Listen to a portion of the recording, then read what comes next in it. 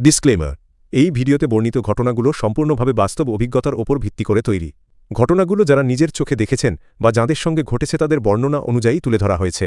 ভিডিওটি কোনো কুসংস্কার ছড়ানোর উদ্দেশ্যে নয়, শুধুমাত্র সত্য ঘটনা ও অজানা রহস্য তুলে ধরাই এর লক্ষ্য। দুর্বল হৃদয়ের মানুষ শিশু এবং যারা সহজে ভয় পান তাদের এই ভিডিও না দেখার জন্য অনুরোধ করা হচ্ছে। ভিডিওটি নিজ দায়িত্বে দেখুন। হ্যালো বন্ধুরা, আমি সৌমিত্র আছি তোমাদের সাথে, আর তোমাদের সকলকে স্বাগত জানাচ্ছি প্রেত ছায়া ইনসিডেন্টের এক নতুন এপিসোডে, যেখানে প্রতিটা শব্দ উঠে আসে বাস্তবের গভীর অন্ধকার থেকে। প্রথমেই বলে রাখি, তোমরা যদি চ্যানেলে নতুন হয়ে থাকো তাহলে চ্যানেলটা সাবস্ক্রাইব করে রাখো, কারণ এখানে আসতে থাকে সত্যি ভৌতিক ঘটনা প্রতি শনিবার ও রবিবার ঠিক রাত 9টায়। আজ যে ঘটনাটা শোনাবো সেটা লিখেছে সৌগত হালদার। সে তার বন্ধুর সাথে ঘটা একটা ঘটনা আমাদের পাঠিয়েছে। ঘটনাটা আজ বেশ বড় হতে চলেছে, তো তোমরা ঘটনাটা মন দিয়ে শোনো। আশা করি ঘটনাটা তোমাদের ভালো লাগবে। চলো ঘটনাটা শুরু করি। ও হ্যাঁ বন্ধুরা, তোমরাও যদি চাও তোমাদের লাইফে ঘটা কিছু সত্যি ভৌতিক ঘটনা বা অলৌকিক ঘটনা আমাকে পাঠাতে, তাহলে লিখে পাঠাতে পারো বা ভয়েস করে পাঠাতে পারো।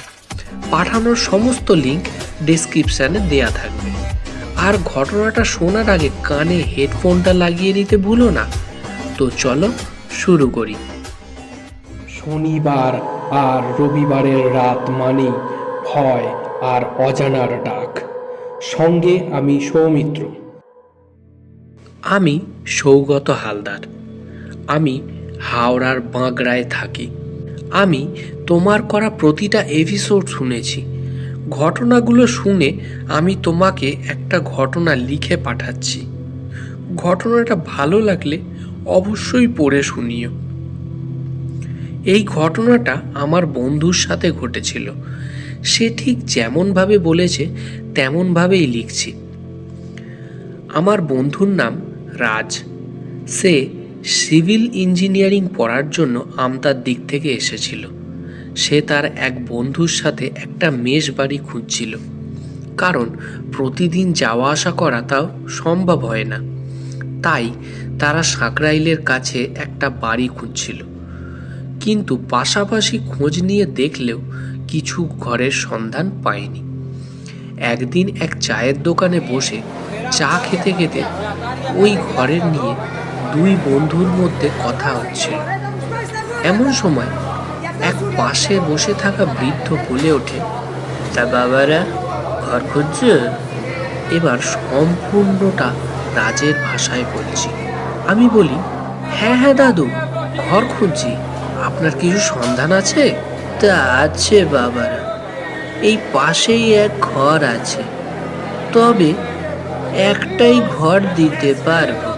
আমি বলি, হ্যাঁ হ্যাঁ দাদু, তাতেই হবে, তবে ঘরটা একবার দেখালে ভালো হতো না? এই বলতেই সেই বৃদ্ধ আমাদের নিয়ে গেলেন ঘর দেখাতে। ঘরটা ছিল একটা জলা জায়গার উপর। ঘরের সামনে মস্ত আমবাগান আছে। ঘরটা ছিল দোতলা। আমাদের নিচের ঘরটা দেওয়া হয়। ঘর দেখে আমাদের পছন্দ হয়ে যায়। বৃদ্ধ বলে, এই ঘরটা বাবাদের পছন্দ হয়েছে তো? আমি বলি, হ্যাঁ হ্যাঁ দাদু, খুব পছন্দ হয়েছে। এই বাজারে যা দাম, সেই দামের কাছে এই ঘরের দাম তো কিছুই না। আর তাছাড়া এই একটা ঘরই যথেষ্ট, থাকবো তো আমরা মোটে দুজন। বৃদ্ধ বলে, তা বাবারা আর যাই করো, দোতলার দিকে কোনোদিন যেও না। আমি বলি, কেন দাদু, দোতলায় কি আছে? বৃদ্ধ যেন একটু আমতা আমতা করে বলে, এই এই এই আগে বিশেষ কিছু না। ওই দোতলায় বাড়ির মালিকের অনেক দামি দামি জিনিস আছে তো, তাই বলছি। তাহলে তোমরা কবে থেকে থাকছো? আমি বলি, এই রবিবারেই আসবো দাদু। বৃদ্ধ যেন একটু বিস্ময়ের হাসি হাসলেন। এরপর রবিবারে আমরা দুই বন্ধু মিলে সেই বাড়িতে চলে যাই। সারাদিন ঘর গুছিয়ে আমার বন্ধু অবিনাশকে বলি, চ ভাই একটু বাইরেটা দেখি। বাইরে বেরিয়ে অবিনাশ আশেপাশে ঘুরছে। আমি দেখি আশপাশটা যেন কেমন নিস্তব্ধ, যেন এই জায়গায় কোনো একটা আতঙ্ক আছে। তাও আমি গুরুত্ব না দিয়ে খানিকক্ষণ ঘুরেই আর তারপর বাড়িতে ঢুকে পড়ি। তখন রাত 10টা বাজে। আমরা তাড়াতাড়ি খেয়ে শুয়ে পড়ি। সারাদিনের এত পরিশ্রম, তাড়াতাড়ি চোখে ঘুম নেমে এলো। মাঝরাতে ঘুমের ঘোরে শুনি বৃষ্টি হচ্ছে। একটা বাজ পড়ার মতো শব্দ, সঙ্গে সঙ্গে আমাদের ঘুম ভেঙে যায়। আমরা বিছানায় উঠে বসি আর সাথে সাথে কারেন্টটাও চলে যায়। ঘরে ঘুটঘুট করছে অন্ধকার। আমি লক্ষ্য করি ওই অন্ধকারের মধ্যে যেন হলদে নীলচে দুটো আলো জ্বলছে। ভালোভাবে লক্ষ্য করতে গিয়ে দেখি একটা বাজ পড়ল, আর আমি চমকে উঠে দেখি ওটা একটা কালো বিড়াল, যার চোখ দুটো জ্বলছে অন্ধকারে। আমার বন্ধু অবিনাশ বলে ওঠে, আরে এ তো একটা বিড়াল। আহা, বেচারা বৃষ্টিতে ভিজছে। এই বলে সে দরজা খুলে তাকে ভিতরে ডাকে। আমি বলি, আরে আরে কি করছিস? কোথাকার কি বন্য বিড়াল, কেন ওকে ঘরের ভিতরে ডাকছিস? এই বলাতে সে আমাকে পশুপ্রেম নিয়ে বেশ কিছু কথাই শুনিয়ে দিল। আমি আর তাকে বারণ করতে পারলাম না। এরপর আমি কখন যে শুয়ে ঘুমিয়ে পড়েছি বুঝতেই পারিনি। সকালে উঠে দেখি অবিনাশ অজ্ঞান হয়ে মাটিতে পড়ে আছে। এই দেখে আমি তাকে তুলে বিছানায় শুইয়ে দিই, আর গায়ে তখন তার ধুম জ্বর। আমি ওকে ওষুধ খাইয়ে কলেজে চলে যাই। ওকে বলে যাই, তোকে আজ আর কলেজ যেতে হবে না, আমি বিকালে তাড়াতাড়ি ফিরে আসব, কেমন? আমি বিকালে ফিরতে ফিরতে সন্ধ্যা হয়ে যায়। আমি যখন ঘরে ঢুকি দেখি অবিনাশ সেই বিড়ালটিকে নিয়ে আদর করছে তার কোলে বসিয়ে, আর বিড়ালটা তার তীক্ষ্ণ দৃষ্টি দিয়ে আমার দিকেই দেখছে। আমি আর সহ্য করতে না পেরে বলি, এই তুই এই বিড়ালটাকে ঘর থেকে বার করবি, আমি ওকে আর সহ্য করতে পারছি না। ও তখন আমার দিকে কেমন যেন রাগীভাবে তাকিয়ে বলে, বিড়ালটা এই ঘরেই থাকবে, তোর যদি কোনো অসুবিধে থাকে তুই যেতে পারিস, তুই যদি ওকে নিয়ে আর একটাও খারাপ কথা বলিস তাহলে আজকের দিনটাই তো শেষ হবে। আমি ভয়ে যেন মূর্তি হয়ে গেছি, কিছু বলতে পারছি না। তারপর দেখি অবিনাশ বিড়ালটিকে ছেড়ে দিয়ে ছুটে ঘরের বাইরে বেরিয়ে গেল। আমি তাকে ধরতে গেলাম, কিন্তু ততক্ষণে সে পাঁচিল টপকে জলার দিকে ছুটেছে। আমি এই দেখে হতবাক হয়ে যাই। এমন সময় পিছন থেকে যেন কেউ ডেকে উঠল, কি রে, কি করছিস সেখানে? আমি ঘাড় ঘুরিয়ে দেখি অবিনাশ আমার পিছনে দাঁড়িয়ে। আমি বলি, আরে তুই এখানে? ও বলে, হ্যাঁ কেন? এই একটু সিগারেট খেতে তো বাইরে গিয়েছিলাম, তা কি হয়েছে? এই শুনে আমি ওকে বলি, না বুঝলি, আমার না শরীরটা খুব খারাপ লাগছে, আমাকে একটু একা ছেড়ে দে বুঝলি। এই বলে আমি ঘরে গিয়ে খাওয়া দাওয়া সেরে শুয়ে পড়ি। 4 থেকে 5 দিন আর কিছুই হয় না। তারপরে আবার সেই একই জিনিস হয়, আর এবার তা আরও বেশি ভয়াবহ। আমি অবিনাশকে কিছু বলতে যাব কি, সেই আমাকে একটা মেয়েলি কণ্ঠে বলে ওঠে, কি ভেবেছিলিস সব ঠিক হয়ে গেছে? আমি চলে গেছি। আমি যাইনি, আমি এখানেই থাকবো, বুঝেছিস তুই? আমি রীতিমতো ভয়ে কাঁপতে কাঁপতে ঘরে ঢুকে দরজা বন্ধ করে দিয়ে শুয়ে পড়ি। কখন যে ঘুমিয়ে পড়েছি বুঝতেই পারি না। পরের দিন আমি বাবাকে ফোন করে সব জানাই ও বাবাকে বলি আমি বাড়ি আসছি। এই বলে আমি সব প্যাক করে বেরোতে যাব।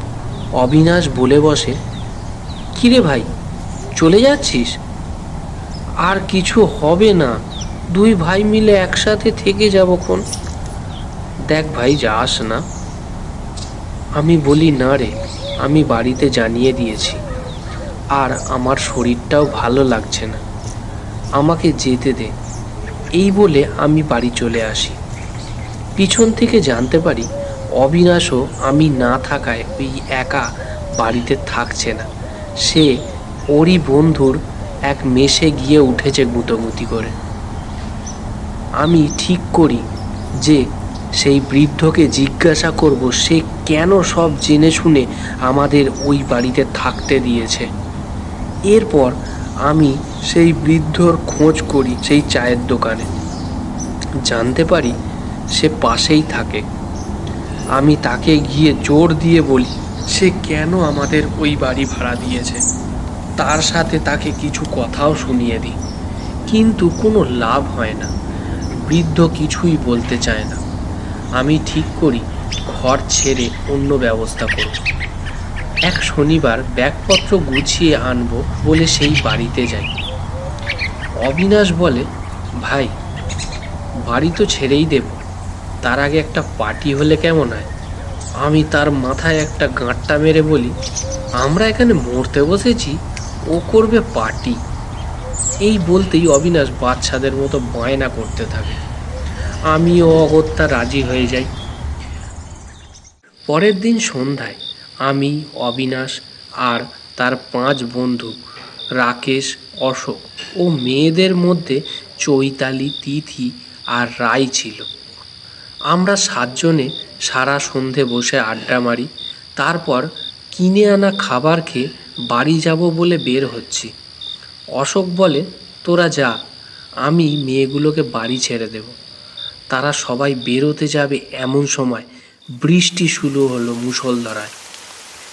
আমি বললাম, আর তোদের যাওয়া হবে না বুঝলি, তোরা আজ রাতটা এখানেই থেকে যা, কেমন? তারপর মেয়ে 3টি শুলো আমাদের রুমে, আর আমরা 4 জন দুতলায় উঠে গেলাম শোবার জন্য। অবিনাশ বলে বসে, ভাই, বুড়ো দাদুর কথা কিছু মনে আছে?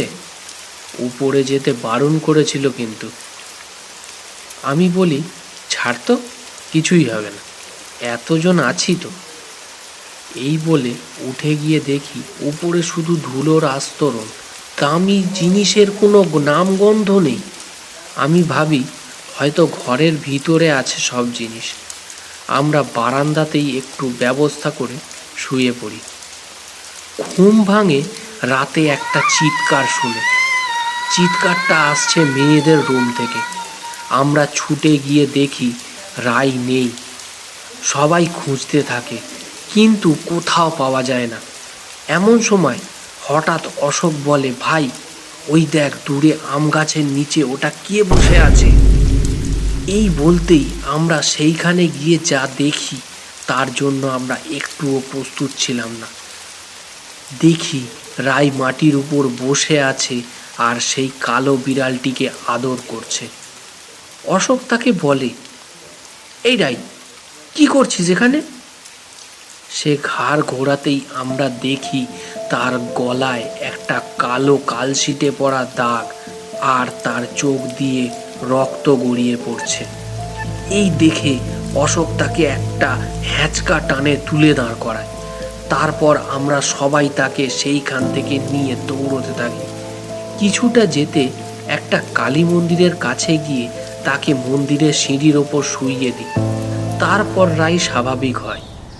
সকাল হতে একটা ঠাকুরমশাই মন্দির খোলার জন্য আসেন। আমাদের ওই মুখ চোখ দেখে সে কিছু বুঝতে পারে, তাই সে আমাদের মন্দিরের ভেতর আসতে বলে। আমরা ভিতরে যাই। ঠাকুরমশাইকে সব কথা জানায়। ঠাকুরমশাইকে সব কথা খুলে বলায় সে রাইকে জিজ্ঞাসা করে, বলো মা, কি হয়েছিল তোমার সাথে? সে এতটাই ভয় পেয়েছিল যে কিছুই বলতে পারছিল না। তারপর একটু আটকে আটকে বলল, বাবা বাবা আমি রাতে বাবার সঙ্গে শুয়ে পড়েছিলাম। তারপরে একটা ফোন আসে। ফোনে আমি আমার বয়ফ্রেন্ডের সঙ্গে কথা বলছিলাম। কথা কথা বলতে বলতে কখন যে দোতলা সিঁড়ির কাছে উঠে গেছি বুঝতে পারিনি। সেখানে দেখি একটা কালো বিড়াল বসে আছে। আমি তার গায়ে হাত দিয়ে আদর করতে যাব, এমন সময় কেউ যেন আমার পিছনের কাঁধের উপর একটা টোকা দিল। আমি ঘুরে তাকাই, তারপর আমার কিছুই মনে নেই। ঠাকুরমশাই সব শুনে মুখে কিছু বিড়বিড় করতে করতে চোখ বুঝলেন। খানিকক্ষণ পর চোখ খুলে বললেন, যদি বাঁচতে চাও তাহলে ওই বাড়িতে আর যেও না। ওখানে একটা 15 বছরের মেয়ের আত্মা প্রতিশোধের আগুনে জ্বলছে। ওই বিড়ালটা তার ছায়া সঙ্গী। এর থেকে বেশি কিছু আমি আর বলতে পারবো না। সেই আত্মা খুব শক্তিশালী হয়ে উঠেছে, আমাকে কিছু দেখতে বা বলতেও দিচ্ছে না। শুধু এইটুকুই বলতে পারি, এর উত্তর পেতে হলে ওই বাড়ির মালিককে খুঁজে বের করো। এরপর ঠাকুরমশাই রাইকে একটু মন্ত্র পড়া জল দেয় আর বলে, এই জলটা ওকে 3 দিন খাওয়াবে, তাহলেই ঠিক হয়ে যাবে। তারপর আমরা সেইখান থেকে চলে আসি। তো বন্ধুরা, এতক্ষণ ঘটনাটা তোমরা শুনছো, কি মনে হয় কে হতে পারে ওই আত্মাটি? কিসের প্রতিশোধ চায় সে? তোমাদের যদি ভালো লাগে একটা লাইক করো আর শেয়ার করো নিজের পরিবার ও বন্ধুদের সাথে। আর আবারও মনে করিয়ে দিই, তোমরা যদি চ্যানেলে নতুন হয়ে থাকো তাহলে চ্যানেলটা সাবস্ক্রাইব করে রাখো, কারণ এখানে আসতে থাকে এমনই সত্যি ভৌতিক ঘটনা। চলো আবার ঘটনায় ফিরে যাই। আমরা সেদিন মন্দির থেকে চলে আসার পর আমি ঠিক করি ওই বাড়ির মালিককে খুঁজে বের করতেই হবে। বলে রাখি, আমি ছোট থেকেই একটু জেদি স্বভাবের। যেটা একবার মনে মনে ঠিক করে নিই তাই করি, আর তার অন্যথা এবারও হলো না। আমি সে বৃদ্ধকে জিজ্ঞাসা করি, কিন্তু কোনো ফল হয় না। পরে সেই চায়ের দোকানের ওই বাড়ির মালিকের কথা জিজ্ঞাসা করায় দোকানদার বলে, বাড়ির মালিক নাকি ওই পাড়াতেই থাকতো। গত 2 মাস হবে সে অন্য কোথাও চলে গেছে। এরপর বহু খোঁজ করেছি, কিন্তু কিছুই খোঁজ পেলাম না। একদিন এক পাড়ার প্রতিবেশীর কাছ থেকে ওই মালিকের ব্যাপারে জানতে পারি। সে বলে তিনি কলকাতার দিকে কোথাও একটা বাড়িতে আছেন। আমি এই জানতে পারায় আমি অবিনাশকে সব জানাই। সে শুনে এক কথায় রাজি হয়ে যায় আমার সাথে যাওয়ার জন্য। আমরা যথাক্রমে মালিকের সাথে দেখা করি। তাকে জিজ্ঞাসা করি, ওই আত্মাটা কার? সে কি চায় আমাদের থেকে? কিন্তু মালিক কিছুই বলতে চায় না। এমন দেখে আমি আরও বলি, আপনি কিভাবে এতটা শান্ত হয়ে বসে আছেন এখানে? এতগুলো লোককে ওই বাড়িতে ভাড়া দিয়ে মৃত্যুর মুখে ঠেলে দিতে আপনার মনে বাঁচছে না? এই বলতেই সে কাঁদতে শুরু করে। একটু পর কাঁদতে কাঁদতে শান্ত হয়ে বলতে শুরু করলো। মালিকের ভাষায় বলছি, আমি 6 মাস আগে এমনটা ছিলাম না। আমি ওই পাড়ায় বাড়ি ভাড়া দেওয়ার ব্যবসা করতাম। বাড়ির ভাড়াটেদের সাথে আমার খুব ভালো সম্পর্ক ছিল। আমিও তাদের খোঁজ খবর নিতাম প্রতিদিন। এমনই চলতে চলতে একদিন ভাড়া আসে এক দম্পতি, সুকুমার ও প্রতিভা, ও তাদের 15 বছরের এক মেয়ে। তাদের সাথে আমার খুব ভালো ঘনিষ্ঠতা গড়ে ওঠে। তারা স্বামী স্ত্রীতে একটা স্কুলে শিক্ষকতা করত। মেয়েটি ছিল দেখতে অপূর্ব সুন্দরী। আমি প্রতিদিন সন্ধ্যায় তাদের সাথে দেখা করতে যেতাম, সাথে জিলিপিও নিয়ে যেতাম। মেয়েটার নাম ছিল মেঘনা। ওর মা বাবা আমার দায়িত্বে মেয়েকে রেখে যেত বিভিন্ন সময়। আমিও তার সাথে খেলতাম, সেও তার মন খুলে কথা বলতো আমার সাথে। স্কুলের ছুটিতে আমরা দুজনেই বাড়িতে বসে আড্ডা দিতাম। সঙ্গে থাকতো বিড়ালটা, ওর নাম ছিল কাজু। আমিও যত দিন যেতে থাকে মেয়েটার ওই মুষ্টি মুখের দিকে তাকিয়ে হারিয়ে যেতে থাকি। একদিন কি হয়, ওর মা বাবা কাজে যাওয়ার আগে আমাকে মেয়ের দিকে একটু নজর রাখতে বলে। আমিও যাই মেয়েটাকে দেখতে। ঘরে ঢুকতে গিয়ে দেখি মেঘনা সেই মাত্র চান সেরে বেরিয়েছে। তার সেই ভেজা চুল আমাকে যেন মাতাল করে তুলছে। আমি তার শরীরের দিকে তাকিয়ে যেন কেমন যেন নেশায় হারিয়ে যাচ্ছি। সেই দক্ষিণের জানালার কাছে গিয়ে সে বসে আছে। এমন সময় আমার মধ্যে এক শয়তান জেগে ওঠে। আমি আর কিছু না ভেবে ওকে ডাকি আমার কাছে, কাজুকে আদর করার নাম করে। সে আমার কাছে আসতেই আমি কাজুকে এক ঝটকায় দূরে সরিয়ে দিই আর ওকে চাপটে ধরে বিছানার উপর ফেলে আমার কামনা বাসনা মেটাতে থাকি। আমি যেন তখন এক কাম পিশাচ হয়ে গেছি। আমি পাগল কুকুরের মতো তাকে ছিঁড়ে খাচ্ছি। মেয়েটা যেন কতই চিৎকার করছিল, কিন্তু আমি তখন কিছুই পাত্তা দিইনি। কাজু বারবার আঘাত পেয়েও ওর বন্ধুকে বাঁচাতে আপ্রাণ চেষ্টা করতে থাকে, কিন্তু হায় রে অবলা জীব, কিভাবে আটকাবে এমন নরপিশাচকে।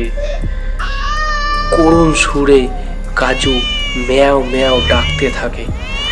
যখন ভিতরের কামপিশাচের খিদে শান্ত হয়, তখন দেখি মেঘনা বিছানায় শুয়ে কাঁদছে ফুঁপিয়ে ফুঁপিয়ে।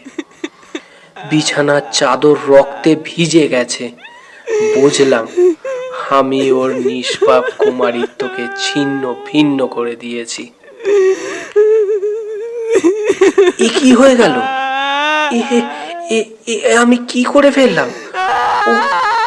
ও যদি ওর বাবা মাকে সব বলে দেয়, এই ভেবে আমি ওর গলাটা চেপে ধরি। বললাম, আজ যা হলো সেই ব্যাপারে যদি তোর মা বাবাকে বলিস, তাহলে তোকে আর তোর মা বাবাকে সবাইকে মেরে ফেলবো। বুঝেছিস? হ্যাঁ, তুই বুঝেছিস? মেঘনা ঘাড় নেড়ে জানায় ও কিছুই জানাবে না ওর মা বাবাকে। এরপর আমি বাড়ি ফিরে আসি।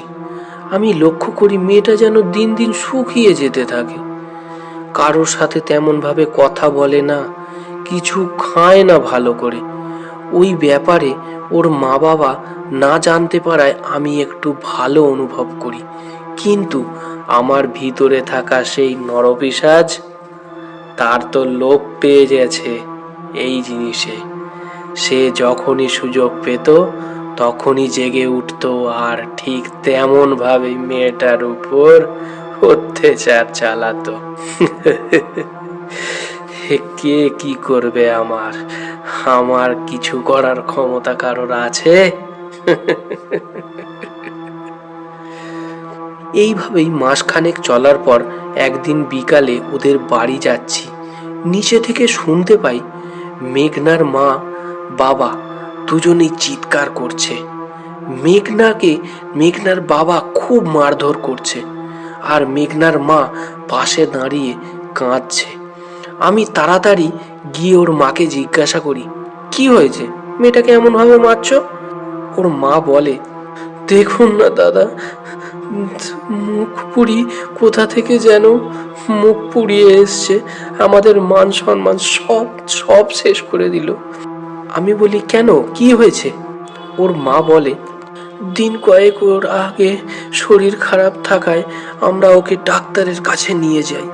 সেখানে ডাক্তার টেস্ট করতে দেয় আর তাতে জানতে পারা যায় মেঘনা অন্তঃসত্ত্বা। আমি এই শোনা মাত্রই আমার পায়ের নিচে থেকে জমি সরে যায়, কিন্তু সেইখানে কিছু বলা উচিত হবে না এই ভেবে আমি সেইখান থেকে চলে আসি আসার সময় আমি মেঘনার চোখের দিকে একবার তাকিয়েছিলাম। ওর চোখ দুটো যেন চিৎকার করে বলছে, কেন করলে আমার সাথে এমন, কেন? আমি ভয়ে আর চিন্তায় ঘামতে থাকি। ও ও ও ও যদি ওর বাবা আমাকে সব কিছু বলে দেয়? না না না না, এটা এটা সম্ভব না, এটা হতে পারে না। এই ভাবতে ভাবতে রাত হয়। আমি রাতে ঘুমোচ্ছি, এমন সময় ফোনটা বেজে ওঠে। আমি ফোনটা তুলতেই ওদিক থেকে সুকুমার বলে ওঠে, দাদা গো, আমাদের সব শেষ হয়ে গেল, আমরা কি নিয়ে বাঁচব? আমার মেয়েটা যে নিজেকে শেষ করে দিল গো। আমি এই শুনে তাড়াতাড়ি ওদের ওখানে গিয়ে ঘরে ঢুকেই দেখি মেঘনা একটা ওড়না দিয়ে সিলিং ফ্যানে গলায় দড়ি দিয়েছে। পাশে পড়ে আছে একটা ছোট্ট টুল। হয়তো ওইটা দিয়েই সে এই কাণ্ড ঘটিয়েছে। এরপর যথারীতি বাড়িতে পুলিশ আসে, বডি নিয়ে যায়। পোস্টমর্টমের পর বডি ছেড়ে দেয়। যেহেতু মেঘনা অন্তঃসত্ত্বা ছিল, তাই লোকলজ্জার ভয়ে তার মা বাবাও এই নিয়ে আর বেশি কিছু করেনি। এরপর যখন মেঘনার দেহটা ওই বারান্দায় রাখা ছিল, দেখো ওই ওই দূরের বারান্দাটায়, ওই বারান্দায় সিঁড়ি দিয়ে উঠেই যে বারান্দা, সেই বারান্দায় রাখা ছিল। আমি তার পাশেই বসেছিলাম। তখন হঠাৎ দেখি দরজার কাছে মেঘনার মতোই এক অবয়ব দাঁড়িয়ে আছে। সে যেন আমার দিকেই তাকিয়ে আছে। তার দুটো চোখ যেন বলছে, তুমি কেন করলে এটা আমার সাথে? আমি তোমায় ছাড়বো না। কেউ আমাকে বুঝলো না, আমি কাউকে ছাড়বো না। আমি ভয়ে সবাইকে তাড়া দিয়ে দেহকে শ্মশানে নিয়ে যেতে বলি। শ্মশানে দেহ চিতায় জ্বলছে। আমি দূরে দাঁড়িয়ে তা দেখছি। সেখানেও হঠাৎ দেখি সেই একই দৃশ্য। সেই একই কণ্ঠে সে বলছে, কেন করলে তুমি এটা? আমি কাউকে ছাড়বো না, সবাইকে মেরে দেব। এরপর থেকে ধীরে ধীরে আমিও ওই ভাড়া বাড়ি যাওয়া বন্ধ করে দিই। ভাড়াটেরা অনেকেই বলতো একটা মেয়ের ছায়া দেখা যায় রাতে, সে যেন ঘরে বসে কাঁদছে। এরপর কাজু যেন কোথায় হারিয়ে গেল। হারানোর আগে কাজু ঠিক মতো খাওয়া দাওয়া করতো না। মেঘনার মা বাবাও শুনতে পেত সেই কান্নার শব্দ। মাঝে মাঝে সিলিং ফ্যানে ক্যাচ ক্যাচ শব্দ হতো। মেঘনার বাবা মিস্ত্রি দিয়ে ঠিক করায়, কিন্তু আওয়াজটা একই রকম চলতে থাকে। তারপর মেঘনার মা বাবা অন্যত্র চলে যায়। আমি পাখাটা খুলে বিক্রি করে দিই। কিন্তু পরে আমাদের পাশের পাড়ার শ্মশান থেকে একটা খবর পাই, যে ঘরে ওই পাখা লাগানো হয়েছে সেই ঘরেতেও এমন কিছু কার্যকলাপ হতো। ভয়ে সেইখান থেকেও পাখাটা বার করে দেওয়া হয়। এরপর আমি যখন বুঝতে পারি এর রকম চলতে থাকলে আমার ব্যবসা লাটে উঠবে, তখন একটি তান্ত্রিকের শরণাপন্ন হই। আমি তাকে সব কথা জানাই। সে শুনেই রেগে বলে, এ কি করেছিস তুই? তুই একটা পাপী, তোর পাপের ক্ষমা নেই। আমি তোকে বাঁচাতে পারবো না। ওই মেয়ের বয়সী আমার একটা নিজের মেয়ে আছে। আমি তোকে বাঁচিয়ে এই পাপ কাজ করতে পারবো না।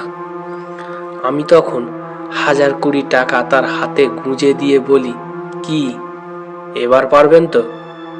আরো চাইলে আরো পাবেন, বদলে আমাকে বাঁচাতে হবে। এই বলা মাত্রই সেই তান্ত্রিকের গলার স্বর যেন নরম হয়ে গেল। টাকার নেশায় তান্ত্রিকের তুইটাও যেন তুমি হয়ে গেছে। সে বলল, তুমি যা করেছো ভুল করেছো, কিন্তু আমি তোমাকে তো আর মরতে দিতে পারি না। তুমি আজই ওই ঘর খালি করো। আমি ঘর খালি হলে তারপর কাজ শুরু করব। তান্ত্রিকের কথা মতো আমি কিছু লোককে ধরে নিয়ে ওই ঘরে যাই। ঘর খালি করাতে থাকি। খালি করানোর সময় কেউ পড়ে যাচ্ছে, কারোর মাথায় কিছু চোট লাগছে, সে নানান রকম বাধা আসছে। অবশেষে যখন ঘর খালি হলো তখন রাত 10টা বাজে। তান্ত্রিক কাজ করলো আর ওই ঘর বন্ধ করে একটা লাল কাপড় দিয়ে কিছু একটা ওই তালার সাথে বেঁধে দিল। সে বলল, আমি যা করার করে দিয়েছি, কিন্তু আমি ওকে আটকাতে পারবো না। ও প্রতিশোধের আগুনে জ্বলছে। ও বদলা না নেওয়া পর্যন্ত এখানেই থাকবে। আমি ওকে এই ঘরে বন্ধ করেছি ঠিকই, কিন্তু এই পুরো বাড়িতে ওর প্রভাব থাকবে। এর থেকে বেশি আমি আর কিছুই করতে পারবো না। আমি বললাম, তাহলে এবার উপায় কি? তান্ত্রিক বলে, উপায় একটা আছে। তুমি এই বাড়িতে আর কোনোদিনও আসো না। এখান থেকে অনেক দূরে চলে যাও। এই শুনে আমি এত দূর কলকাতায় এসে আছি। আবার রাজের ভাষায় আসছি। আমি বলি, ছি ছি ছি, আপনি তো একজন ঠান্ডা মাথার ক্রিমিনাল।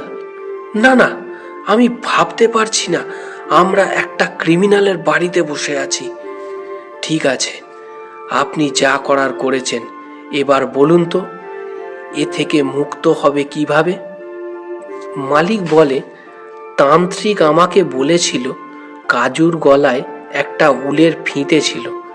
সেটাকে খুঁজে বের করে ওই ঘরের দরজার সামনে রাত ঠিক কাঁটায় কাঁটায় 12টার সময় পুড়িয়ে দিলে ওই মেয়ের আত্মা মুক্ত হবে, সাথে ওই বিড়ালের আত্মাও মুক্ত হবে। আমি বলি, ঠিক আছে, আগে ওই মেয়ের আত্মাকে মুক্তি দিই, তারপর আপনার ব্যবস্থা হবে। এই শুনে মালিক বলে ওঠে, তোমরা একা কেন? আমিও যাব তোমাদের সাথে। অনেক ভুল করেছি, আর না, এই বিপদে তোমরা আমার জন্য পড়েছ, তাই আমিও যাব তোমাদের সাথে। আমি একটুর জন্য অবাক হলাম, পরে আবার নিজেকে সামলে নিলাম। সেই রাতেই আমরা ওই বাড়িতে গিয়ে ওই ঘরে ঢুকে তন্ন তন্ন করে খুঁজতে থাকি। কিছুই খুঁজে পাই না। হঠাৎ একটা কিছু মালিকের মাথার উপর পড়তেই মালিক অজ্ঞান হয়ে মাটিতে লুটিয়ে পড়ে। আমি আর অবিনাশ খুঁজে চলেছি সে উলের ফিতেটা, কিন্তু দেখতে পাচ্ছি না। এমন সময় আমার চোখ পড়ল সেই সিঁড়ির দিকে। আমি দেখি কাজু দাঁড়িয়ে আছে। আমি তাকে দেখে থমকে দাঁড়িয়ে পড়ি। আমি আরও দেখি তার চারদিকটা নিস্তব্ধ অন্ধকার। ঘড়ি দেখি রাত 12টা বাজতে 5 মিনিট বাকি। এটা কি করে সম্ভব? আমরা তো এই এলাম, তখন ঘড়ি 7টা বাজে। তাহলে এত তাড়াতাড়ি 12টা বাজতে 5 মিনিট বাকি কি করে হতে পারে? এই ভাবছি, এমন সময় অবিনাশ চিৎকার করে উঠে বলে, এনে ভাই, ফিতেটা ধর। আমি নিজের মধ্যে যেন একটা সম্বিত ফিরে পাই। সাথে সাথে আমি এক লাফে ওই ফিতেটাকে ধরে ঘরের দরজার সামনে ছুঁড়ে ফেলে দিই আর আগুন ধরিয়ে দিতে গিয়ে দেখি কাজু আমার দিকে একটা লাফ দিল। আমি ভয়ে পিছনে সরে আসি আর দেখি ফিতেটা ততক্ষণে আগুন ধরে গেছে। কাজু যেন সেই আগুনে গিয়ে মিলিয়ে গেল। এরপর আমরা আর দাঁড়াতে না পেরে সেইখানেই বসে পড়ি। হঠাৎই দূর থেকে যেন একটা মেয়ের কণ্ঠ বলে উঠল মৃদু স্বরে, আয় কাজু, আমরা দুজনে চলে যাই। এই নিষ্ঠুর দুনিয়ায় থাকবো না আর। চল ভাই, আমরা দুজনেই চলে যাই। এরপর যখন সকাল হয় আমরা দেখি এক নতুন প্রাণোচ্ছল আলো। কিন্তু মনে একটাই আফসোস থেকে গেল যে ওই মেঘনার বিচার শেষ পর্যন্ত পেল কি? মালিকের জ্ঞান ফেরায় সে বাড়ি চলে যায়। পরে অবশ্য খবর পেয়েছিলাম ওই মালিক পুলিশের কাছে নিজের ধরা দিয়েছে। এখন নাকি সে মেন্টাল পেশেন্ট। তো দাদা, এই ছিল আমার বন্ধুর জীবনে ঘটে যাওয়া ঘটনা, যা তোমার সাথে শেয়ার করলাম। ভালো লাগলে তোমার মতো করে পড়ে শুনিও। ইতি তোমার এক বন্ধু সৌগত হালদার, বাঁকড়া, হাওড়া। সত্যি অসাধারণ অসাধারণ। এক মুহূর্তের জন্য মনে হচ্ছিল যেন আমি কোনো মুভি দেখছি। সত্যি এমন কত মেয়ে আছে যারা বিচার পায় না, এমন কত ক্রিমিনাল আছে যারা তাদের টাকা ও নিজের পদের ক্ষমতার জোরে বেঁচে যায়। সত্যি সৌগত, তোমার ঘটনাটা আজ বাস্তবের ছবিকে তুলে ধরেছে। Thank you Sougata. আমি চাইবো তুমি ভবিষ্যতে আরও এমন ঘটনা পাঠাও। আর বন্ধুরা, তোমাদের কেমন লেগেছে ঘটনাটা তা কমেন্ট করে জানাও। যদি ভালো লেগে থাকে তাহলে নিজের পরিবার ও বন্ধুর সাথে শেয়ার করে দিও। আমার চ্যানেলে যদি তোমরা নতুন হয়ে থাকো তাহলে চ্যানেলটা সাবস্ক্রাইব করে নাও, কারণ এখানে আসতে থাকে সত্যি ভৌতিক ঘটনা প্রতি শনিবার ও রবিবার ঠিক রাত 9টায়। আবারও মনে করিয়ে দিই, আমাকে যদি তোমার লাইফে ঘটে যাওয়া কোনো সত্যি ভৌতিক ঘটনা বা অলৌকিক ঘটনা পাঠাতে চাও তাহলে মেল করতে পারো prethchayaincident@gmail.com এই আইডিতে। আমার সাথে যোগাযোগের সমস্ত লিঙ্ক দেয়া থাকবে ডেসক্রিপশানে। তো চলো, আজকের জন্য সবাইকে বিদায় জানাই। আবারও আসছি সামনের এপিসোডে। তোমরা এতক্ষণ শুনছিলে প্রেত ছায়া ইনসিডেন্ট। এখানে প্রতিটা শব্দ উঠে আসে বাস্তবের গভীর অন্ধকার থেকে।